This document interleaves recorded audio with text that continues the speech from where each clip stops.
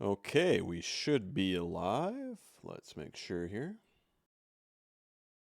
Yes, all right. Welcome to Fireside Chat number 244. Wow, that's a lot of these. So, haven't had too much the last few weeks, but actually quite a lot going on right now.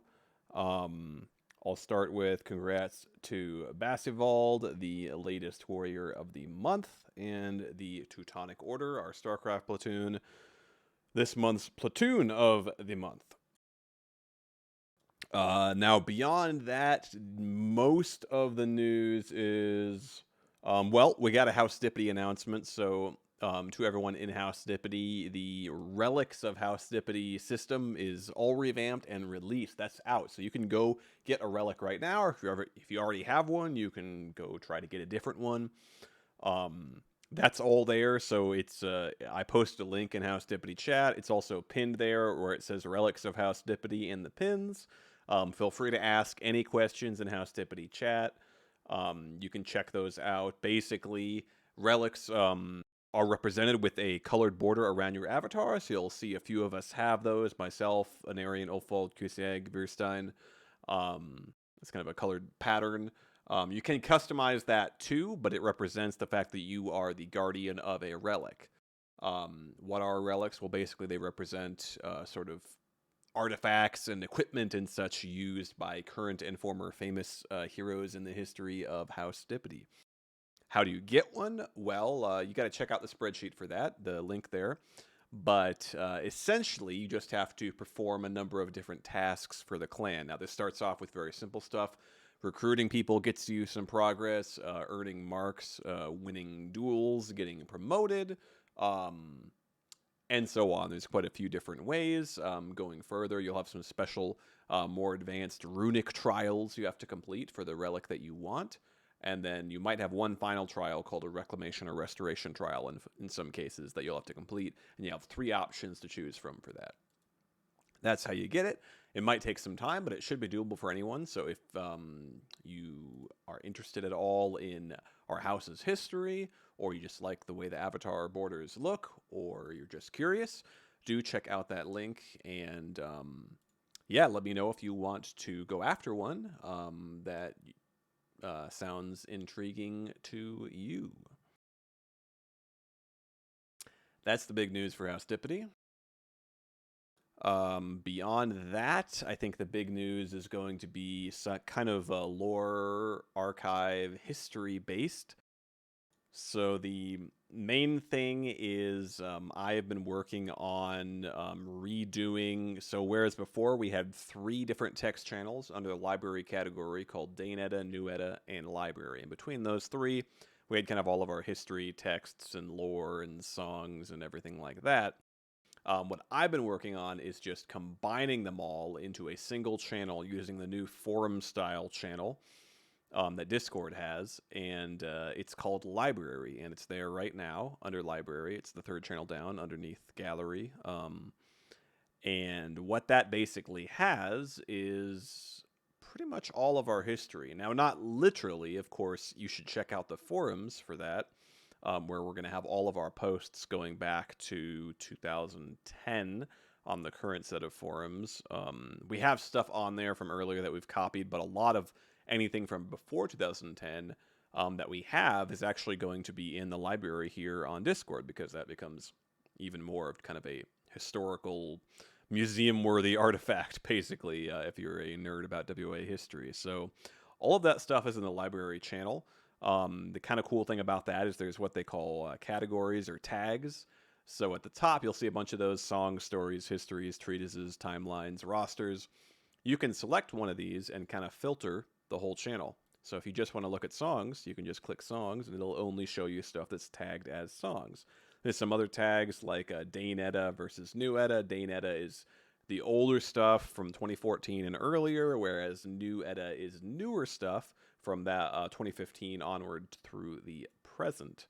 So most of our songs and stories and such are divided between those two, but there's a lot more other stuff. The miscellaneous category has a lot of random history, like old letters from famous former leaders and officers in the clan dating back, 20 years or such.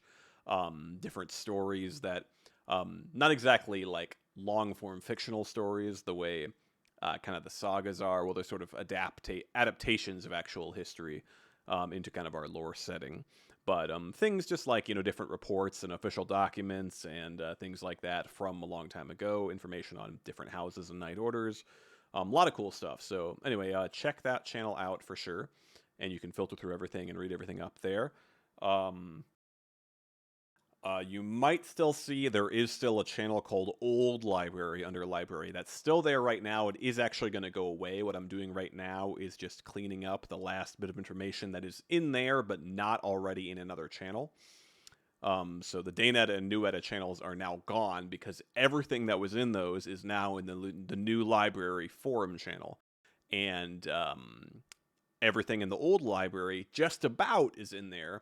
But there is 2 more things I'm working on currently. That is a list of our special forces units, which are night orders, you might call them, if you're an older member. And a more exhaustive list of all known houses and families throughout WA's history. The plan is probably to integrate that into the houses and families thing under About WA, and get the Special Forces stuff into the WA Special Forces thread in About WA, which I am actually in the midst of right now. You might have noticed if you check out that thread. I'm in the process of adding more detail to that, even making up some new banners and such for some of the Special Forces units, and expanding on that so that all that stuff is easy to find, because I've had people, talk to me and say, oh, what is this Special Forces unit? I don't know anything about it. It's like, well, if you go all the way down to library, yeah, there's more information about the Special Forces units, but it's really kind of hidden in there. The library should be more for somebody that wants to kind of deep dive into history. Something like just being curious about what a Special Forces unit is more just, a little bit more surface level stuff of just what's going on in WA right now. So that is why that's being moved. And yeah, that's the process right now. So TLDR, if you haven't already, there's a gallery channel too under library, which has all of our art, lineage, charts, maps, everything. Lots of cool stuff for lore and history. And then the library channel is the new one, which has a ton of different historical stuff, songs and stories from our lore, just random bits and pieces from history. A lot of cool stuff. There's a WA timeline there. Might be something if you don't want to get, into like reading a long novel or anything like that. But the timeline is kind of cool because you can kind of jump around to different days and see different events.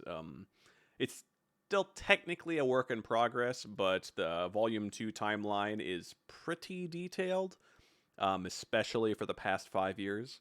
And the Volume 1 timeline is kind of a historical work at this point. It's kind of for the first 3 years of the clan's history and about 3 years prior to it being founded. So between those 2 timelines, you're looking at about 26 years of timeline history, with some gaps in there for sure. But pretty cool stuff. So do check out the library channel if you are interested. That's the big thing. I am going to make an announcement for it, but I wanted to finish this work of getting the houses and families and special forces unit stuff all cleaned up and copied over before I make that announcement. But this is the early spoiler for the upcoming announcement on that new library channel. History, lots of cool stuff. Check it out. I think other than that, not much going on. We did have our officer meeting on April 1st, and nothing crazy. I think we were talking about something. I'll just give another reminder. I think I did this last week, but especially if you're an NCO, if you're an officer or higher, that being Chief Petty Officer or up especially, but anybody can do this. I did want to really encourage people to talk to newer members and guests on the server. And if they're guests, recruit them. And if they're reservists, talk about bringing them back to the clan if they're interested. I mean, I'm not trying to force people, but yeah, I really encourage people to do that. Especially we've got houses that don't have a lot of people right now, and I know some of them are like, oh, I don't have time to recruit or anything. Well, a lot of these people are just stumbling around our server because we've got invite links all over the place. We've got public postings on recruitment places like Clan Finder and stuff, and people are just joining the server and just wandering around asking questions. This is like free recruits. I mean, you told somebody that was happening in 2008. I mean, they would be amazed, because we had people like Eru, recruiting 50 people, and they had to go and meet them all in a StarCraft game. Now you got recruits walking up to your door, so just get those guys recruited. And I've told people in Command Center, really, you don't need to be shy about it. You don't need to be worried about it. It's not that difficult. If you go to Join WA, there's a link to this, but it's also in About WA. There's a recruiting guide, how to recruit. Tells you exactly what to do. It's not very complicated. It's just a couple of things you have to go over, like tell them the rules, tell them their house and family, that kind of stuff, just basic explanation of what happens. They're not getting tested on it or something. We're just trying to, without overwhelming them, just give them a brief introduction to WA and their place in it when they're recruited. So I'd love to see some more of that going on. A few people like Bassivald have been inviting people or talking to people or recruiting them. That's great. So I definitely encourage more people to do that. Yeah, because I just, the one thing I don't want to see, if at all possible, is we have guests that join the server and are active and posting messages, and they just kind of sit at guest for a while, and they say, oh, okay, I guess nobody wants me, and then they leave. That's a huge bummer. So I would love to see people just try to jump on them and recruit. And another thing is try to check, if they filled out the recruitment application, which, by the way, there's a link that in Command Center, if you're there, that lists all of the rank quizzes and the recruitment application. It just shows all the people who submitted them on each page. There's one for recruitment application. You can always check that to see if there's anybody else recent who's applied. But it's not a requirement to fill that out. It's just kind of an option for people that want to fill it out. So you can check there, but just ask the recruit, hey, is somebody recruiting you? Has somebody talked to you already? They say no, just recruit them. I don't think...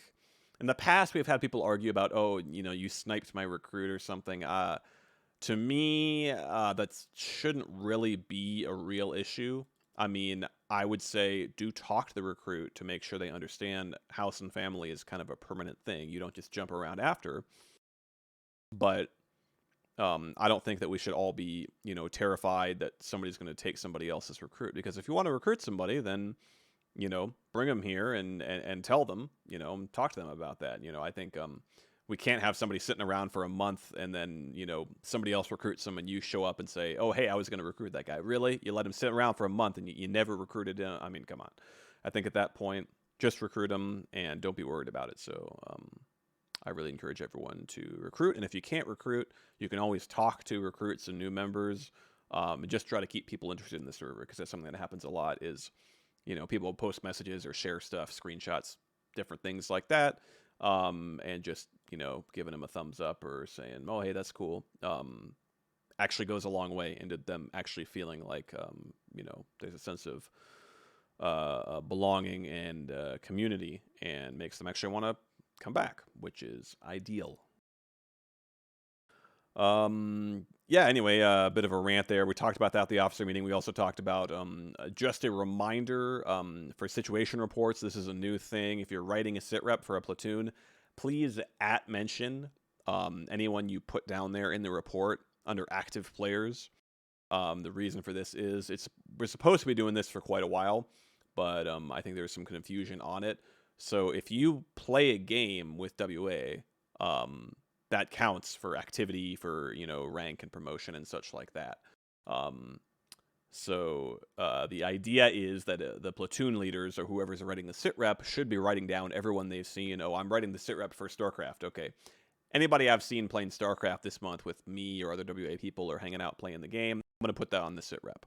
So it's just to give us up higher in leadership an idea of how many people are playing the game, who's playing the game, and also... for people doing roster review and promoting members, it's given us an idea of who is active, because we know, okay, they're playing this game with WA, they are active in game, and that can substitute for showing up to an event. Showing up to an event works too, and that's going to be a little bit more reliable because somebody's going to literally note you down as attending. But that is the idea: is that our system of checking who is actually active in the clan is based on a combination of people writing those event archives posts and platoon leaders writing sit reps for the games that they're running.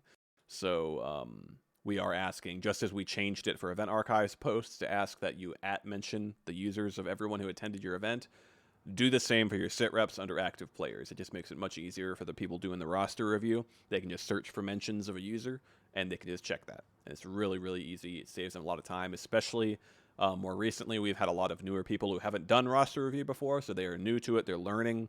It really, really helps them out if you just mention everybody. And shout out to everyone in Event Archives. I think just about everybody has been doing that with the mentions. Like that change happened pretty quick, and everyone just picked it up. So that's great to see. So thank you everybody for doing that.